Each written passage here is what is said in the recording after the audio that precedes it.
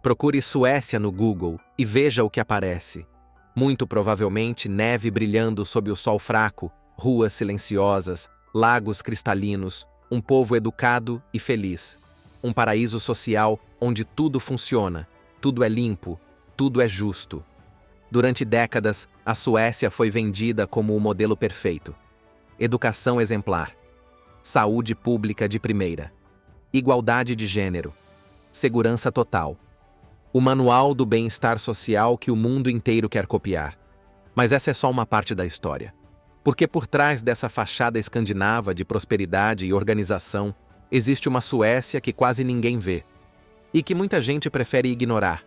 Uma Suécia onde gangues disputam territórios com bombas e metralhadoras. Onde adolescentes são recrutados como assassinos de aluguel. Onde o sistema de saúde entra em colapso. E onde a desigualdade cresce em silêncio, bairro por bairro. Enquanto turistas tiram fotos em Estocolmo e elogiam a qualidade de vida, há comunidades inteiras vivendo sob toque de recolher informal, enfrentando tiroteios diários, explosões no meio da madrugada e um estado que, em algumas regiões, simplesmente perdeu o controle. Hoje, o belo mundo te leva para dentro dessa realidade invisível. A Suécia real, complexa, fraturada e, sim, perigosa. Número 1. Localização e dados gerais. A Suécia fica no extremo norte da Europa. Um pedaço de terra gelado que, mesmo distante dos grandes centros do mundo, conseguiu virar referência global em qualidade de vida, inovação e justiça social. É o maior país da Escandinávia. Faz fronteira com a Noruega e a Finlândia e está ligado à Dinamarca por uma ponte que parece saída de um filme de ficção. Do outro lado do Mar Báltico estão Estônia, Letônia, Lituânia e a sempre presente sombra da Rússia. Estocolmo, a capital, é uma das cidades mais tecnológicas do mundo. Malmö e Gotemburgo completam o trio das grandes metrópoles suecas.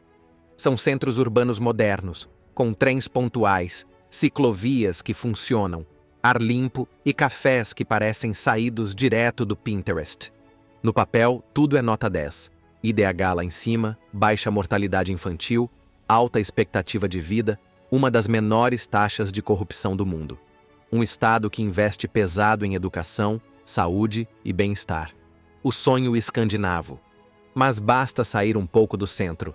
Basta se afastar das vitrines bem iluminadas, das fachadas de vidro e das ciclovias bem cuidadas, e a Suécia começa a mostrar suas rachaduras. É onde a promessa do país perfeito começa a desmoronar. E para entender como essa história saiu dos trilhos, a gente precisa olhar para um fenômeno que cresceu junto com o orgulho nacional sueco. Um fenômeno que, aos poucos, virou crise. Número 2. O país modelo que virou cenário de guerra. Durante muito tempo, era o exemplo perfeito do terceiro caminho. Nem capitalismo selvagem, nem socialismo radical. Um estado de bem-estar equilibrado, funcional, admirado até pelos países mais ricos. Com pouco mais de 10 milhões de habitantes espalhados por um território quase do tamanho da Espanha, os suecos construíram sua reputação em cima de 3 pilares: igualdade, segurança e qualidade de vida. E o mais curioso, funcionava. Criminalidade baixa, educação gratuita, sistema de saúde universal, confiança total nas instituições, o sonho escandinavo em sua versão mais pura. Mas alguma coisa mudou. Hoje, o país que parecia à prova de crise tem uma das maiores taxas de homicídio ligados a gangues em toda a Europa. Um lugar que costumava registrar algumas dezenas de mortes violentas por ano, agora contabiliza centenas. E o pior, com explosivos. Em 2024, mais de 62 mil pessoas estão ligadas direta ou indiretamente a redes criminosas. Um número assustador para uma população pequena, supostamente pacífica e ultra-organizada. E o dado mais surreal de todos: o número de explosões relacionadas a disputas de gangues saltou de 149 em 2023 para 317 em 2024. Explosões. Não estamos falando de fogos de artifício, mas de bombas caseiras. detonadas em portas de casas, em carros, em prédios residenciais, como se o país tivesse virado palco de guerra urbana. Estocolmo, Uppsala, Malmö, Gotemburgo. Todas as grandes cidades já registraram ataques desse tipo, à luz do dia, no meio da vizinhança.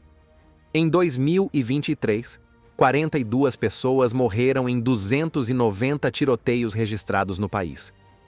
Pode parecer pouco comparado a países da América Latina, por exemplo, mas para um país nórdico, esses números representam uma catástrofe social. As autoridades suecas admitem que a escalada da violência está relacionada a uma guerra entre facções criminosas rivais que são coordenadas do exterior.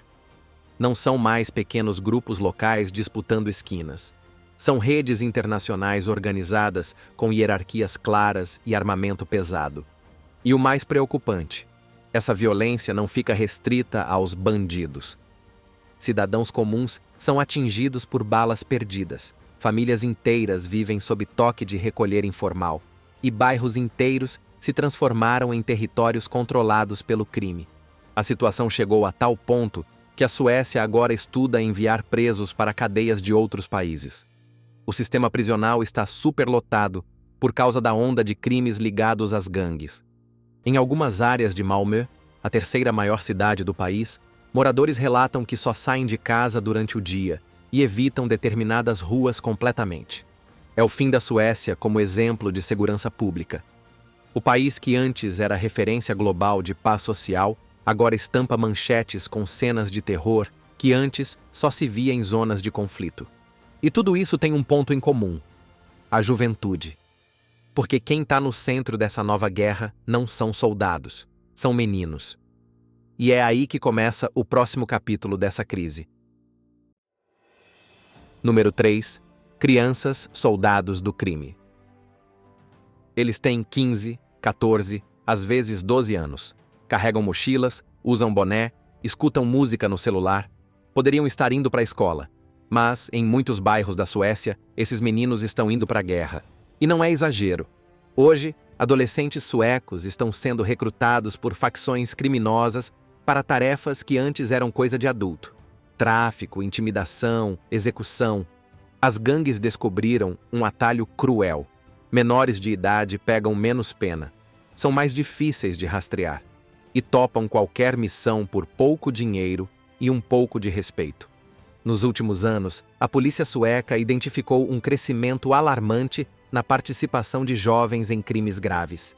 Em 2024, dezenas de assassinatos ligados a gangues tiveram adolescentes como autores, alguns com armas automáticas, outros com explosivos. Esses garotos são chamados de os entregadores da morte. E não é metáfora. Eles são pagos para deixar pacotes na porta de rivais, plantar dispositivos em carros, apertar gatilhos no meio da rua. E depois, voltam para casa como se nada tivesse acontecido. Em muitos bairros de Estocolmo, Gotemburgo e Malmö, essa realidade já faz parte do cotidiano. Professores relatam alunos que somem por dias. Moradores descrevem crianças circulando com olhares perdidos e celulares que nunca param de vibrar. Em algumas regiões, as gangues têm mais poder de persuasão do que o próprio Estado. E o mais alarmante, a idade média dos recrutados continua caindo. Crianças de 12 anos já aparecem como soldados do crime. Algumas são aliciadas na porta da escola, outras dentro de casa por irmãos ou primos que já estão na vida. É a banalização completa da violência. A Suécia, que um dia foi símbolo de proteção à infância, agora vê sua juventude usada como linha de frente numa guerra que ninguém sabe como vai acabar. E o motivo que alimenta tudo isso? Não é só crime, é também desigualdade. Número 4. Desigualdade. Por fora, a Suécia ainda exibe seus cartões postais. Parques limpos, arquitetura moderna, cafés minimalistas. Mas por dentro, o país está rachado. Não é uma divisão oficial. É mais sutil, mais silenciosa. Mas é real. Hoje, existe uma Suécia que funciona e outra que foi deixada para trás. De um lado, os bairros centrais, bem cuidados, bem servidos, bem protegidos. Escolas boas, saúde eficiente, tranquilidade. Do outro, as chamadas áreas vulneráveis, regiões isoladas, com maioria de imigrantes, infraestrutura precária e presença do Estado quase zero. Segundo relatórios oficiais, mais de 50 zonas do país já foram classificadas como críticas. Em algumas, a pobreza é 4 vezes maior que a média nacional. Em outras, o desemprego entre jovens chega a 70%. Esses lugares viraram guetos modernos, como Rinkeby, em Estocolmo, ou Rosengård, em Malmö. Lá, o Estado falha em quase tudo: educação, segurança, saúde, emprego. E mesmo quem nasceu na Suécia, mas carrega um sobrenome estrangeiro, sente o peso do preconceito. Currículos ignorados, escolas segregadas, policiamento seletivo. É o surgimento de uma nova classe social, os suecos de segunda categoria. Gente que vive no país, mas não pertence totalmente a ele. Enquanto isso, as médias nacionais continuam altas. O IDH impressiona. A renda per capita convence. Mas essas estatísticas escondem um abismo que cresce a cada ano. A desigualdade sueca já não é uma mancha isolada. É um sistema. E como todo sistema desigual, ela cobra caro, em vidas, em oportunidades, em confiança. E o impacto disso aparece, de forma clara, naquilo que sempre foi o maior orgulho do país: os serviços públicos. Número 5. O colapso dos serviços públicos. Durante muito tempo, o chamado welfare state, o estado de bem-estar social, era o coração da identidade sueca. Um modelo de governo onde todos têm acesso à saúde, educação, transporte e segurança, financiado por impostos altos e cidadania ativa. Na teoria, ainda existe. Na prática, está entrando em colapso. Na saúde, o sinal vermelho já acendeu faz tempo. Em 2024, a Suécia viveu a maior greve do setor em décadas. Mais de 70 dias de paralisação. Faltam médicos, faltam enfermeiros, sobram horas extras, plantões dobrados e burnout. Só em um ano, os profissionais da saúde acumularam mais de 3 milhões de horas extras. Consultas especializadas demoram meses. Cirurgias não urgentes são adiadas indefinidamente. Ambulâncias atrasam. Clínicas fecham cedo, especialmente nos bairros pobres.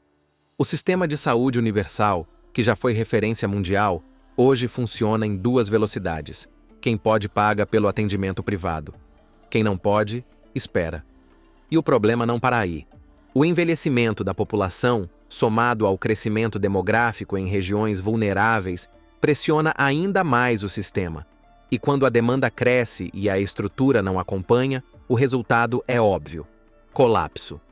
Nos transportes, há falhas em linhas que param de operar à noite em certas regiões. Nos centros de assistência social, filas longas e falta de pessoal. Nos serviços de base, o padrão caiu. A confiança na presença do Estado sempre foi o segredo do sucesso sueco. Mas essa presença está sumindo justamente onde ela é mais necessária. E entre os mais atingidos por esse colapso estão as crianças. Dentro das escolas, o futuro também começa a falhar. Número 6. A educação em declínio. A educação era o pilar mais firme do projeto sueco. Escola pública, gratuita, de qualidade para todos. Um sistema que formava não só bons alunos, mas bons cidadãos. Mas essa realidade está ruindo. Nos testes do PISA, o principal indicador internacional de desempenho estudantil, a Suécia vem caindo ano após ano. Em matemática, ciências e leitura, o país já não figura mais entre os melhores. E o mais grave, a desigualdade entre as escolas está aumentando. Em bairros centrais, as escolas continuam funcionando. Mas nos bairros vulneráveis, a situação é outra. Professores sobrecarregados, classes lotadas, estudantes com defasagem escolar severa. Muitos sequer falam sueco fluentemente. Até 2035, a Suécia vai precisar contratar mais de 150 mil novos professores. Mas com salários baixos, más condições de trabalho e aumento da violência escolar, A profissão perdeu o prestígio. A escola, que antes era espaço de segurança e inclusão, virou um reflexo da desigualdade fora dos muros. As famílias mais pobres, muitas delas de origem imigrante, não conseguem acompanhar a educação dos filhos. Não por falta de vontade, mas por falta de estrutura, falta tempo, falta idioma, falta apoio. O resultado é uma geração inteira crescendo sem perspectiva. E onde falta escola, sobra espaço para outra coisa: o crime. E logo no início a gente já viu no que isso dá, não é? Número 7. A crise da imigração. Lembra que falamos agora há pouco dos suecos de segunda categoria? Gente que vive no país, mas não pertence totalmente a ele. Isso vale também para quem nasceu na Suécia, mas que não é filho de suecos, e sim de quem imigrou buscando paz, refúgio, uma vida melhor. Durante muito tempo, a Suécia foi exemplo de acolhimento. Recebeu refugiados de guerra, famílias perseguidas, imigrantes vindos de todos os cantos do mundo. Portas abertas, discurso humanitário, integração como prioridade nacional. Mas a realidade foi bem mais dura que o discurso. Entre 2015 e 2016, a Suécia registrou, proporcionalmente, o maior número de pedidos de asilo da União Europeia. Um volume gigantesco, e em pouco tempo, cidades inteiras precisaram se adaptar. Nem todas conseguiram. Hoje, mais de 20% da população sueca nasceu fora do país. Em algumas regiões, esse número passa de 80%. E o problema não é o número, é o que foi, ou não foi, feito com ele. A integração falhou. Faltaram políticas públicas consistentes. Faltou investimento real e, principalmente, faltou vontade política. Os imigrantes foram empurrados para bairros segregados, escolas ruins, poucas oportunidades, quase nenhum contato com a população nativa. O resultado foi a formação de bolhas, sociedades paralelas, gente vivendo no mesmo território, mas em mundos completamente diferentes. E onde não há conexão, cresce a desconfiança. Nos últimos anos, o debate sobre imigração virou combustível de campanha. Partidos de extrema-direita cresceram. O governo endureceu regras. E a população imigrante passou a ser apontada como culpada por tudo: violência, desemprego, colapso dos serviços. Mas a equação é mais complexa. A maioria dos imigrantes não está envolvida com crime. Está tentando trabalhar, estudar, criar os filhos em paz. Mas quando o Estado falha, a exclusão vira revolta. A falta de oportunidades vira terreno fértil para o tráfico. E a ausência de políticas sérias vira manchete negativa. Hoje, muitos estrangeiros vivem com medo. Não da guerra que deixaram para trás, mas do preconceito que encontraram aqui.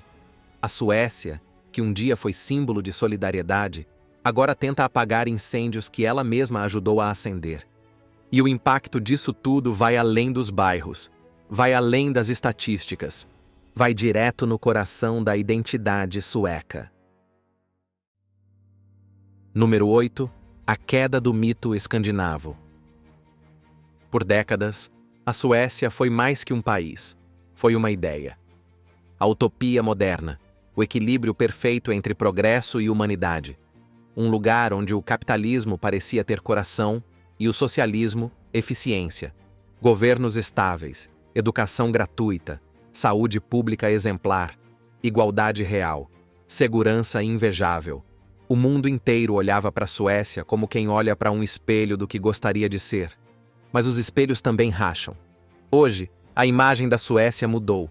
E não foi por causa de uma guerra, de um golpe ou de uma crise financeira.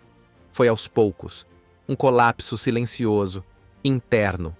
E por isso mesmo, mais difícil de encarar. A violência não para de crescer. A juventude está sendo recrutada pelo crime.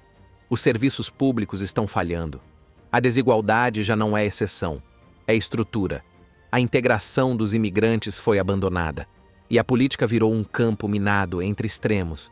Enquanto turistas ainda visitam Estocolmo, achando que estão pisando no paraíso nórdico, os moradores de bairros como Rinkeby ou Rosengård convivem com medo, abandono e explosões noturnas.